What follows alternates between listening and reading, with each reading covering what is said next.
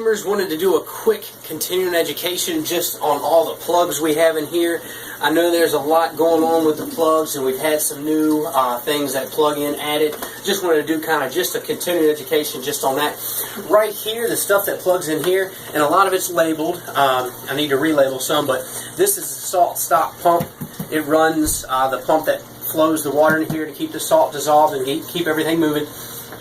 This is another big one that we want to keep plugged in. We want to make sure this is plugged in.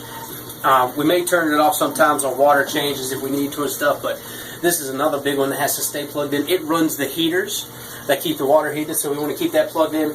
This here is the large reactor. You'll see it's labeled there. It keeps this filtration running.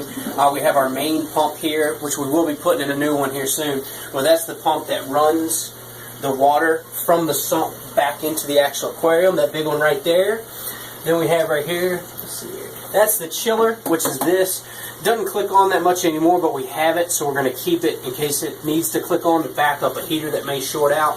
The skimmer, which is of course here, and this right here is the box that operates the skimmer pump now. Right here we have our carbon and GFO pump. That's the pump that runs these two right here. That's labeled. This is just a grounding wire. This right here is the auto top-off pump, so it's the system where that little blue light is, and also runs where the little pump is in here that auto tops off the sump as water evaporates. And then over here,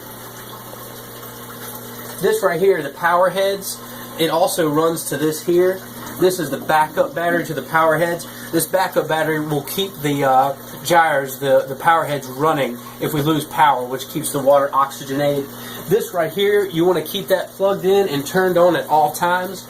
That runs, gives power to the auto feeder, and if it turns off, it'll kind of reset.